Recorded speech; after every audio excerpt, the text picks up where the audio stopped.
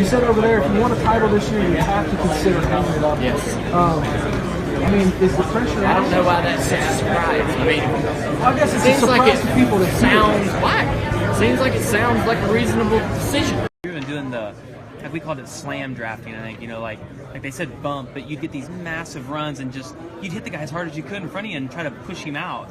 I don't know that was ever good, but we did do that for a while.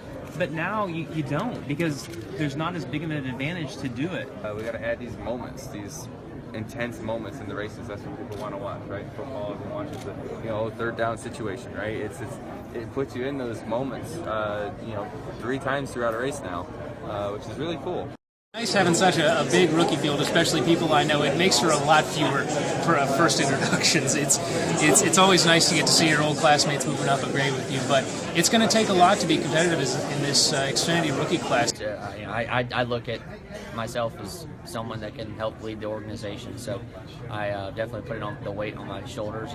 And there'll still be green flag pit stops. There'll still be the old school racing NASCAR side of it that we've come to get used to and love. But we're gonna have a little bit of both now, and that's pretty neat. It is a little bit thought-provoking, is what I would say for sure, because while we're not football players, we don't get the repeated hits like in succession over a short amount of time. This is probably my chosen link for this season. Her Amy, she really likes where it's at right now. She doesn't like it to get too much longer than this because it gets out of control. And I don't feel like anyone is really friends anymore. I feel like you used to look in your mirror, and if it was someone that, we all have different relationships with different people in this garage, and if I looked in my mirror and I saw, Matt Kenseth or Elliott Sadler or somebody that I knew I'd worked with well at plate races, I knew they'd help me. Well, now when someone gets a run on you, you don't even, you just know they're going to pass you. I think each time you're on the racetrack, you're learning something. It doesn't matter if you're in a Cup car or an Xfinity car or even a go-kart. Learning what the track does when it heats up and cools down. Say, okay, this is my Daytona 500 car. I want to race this car. I don't want to put it in jeopardy. So you kind of got to, balance out racing to get some points, yet not kind of getting yourself in a bad position to get in some trouble.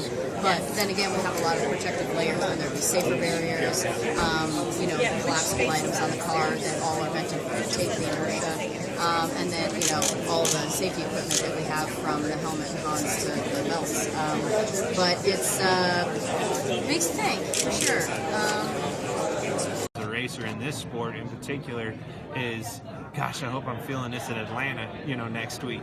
Jimmy's beard hair is straighter than mine, and mine kind of is wiry and curly, so it gets a little messy. I think if you get a long run to a segment, I don't think racing will be indifferent at all. Because I feel like you race as hard as you can race throughout the day. There used to be points to lead laps and lead the most laps, so you'd still be trying to get those. For me, I got somebody that was looking out for me, and that injury in high school was the greatest thing that ever happened to me, and it made me who I am because it got me to John Thompson. That got me here to where I am now in NASCAR. And that hurt. I'm not going to sit here and lie to you. It definitely hurt last year.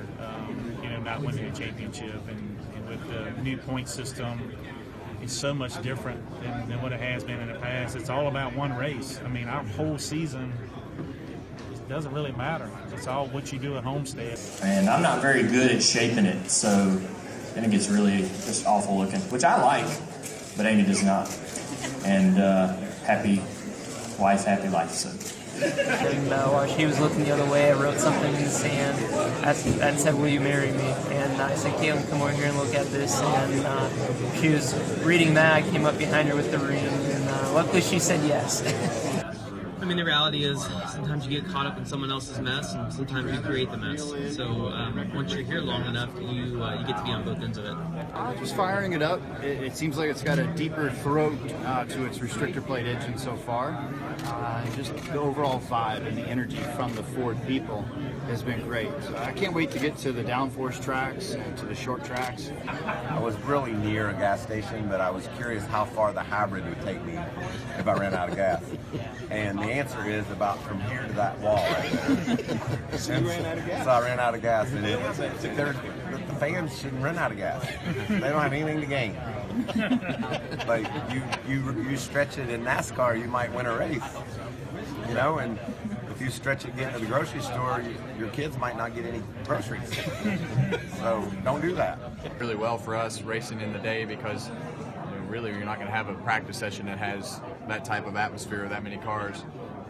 The duels are at night, so you're not going to have what we had Sunday afternoon in order to learn where we need to be for the Daytona 500. But I do think that Jeffrey has the best beer for Speed Weeks, hands down. Couldn't be more proud, more excited where I'm at in my career, really. We get on track here in 2 days.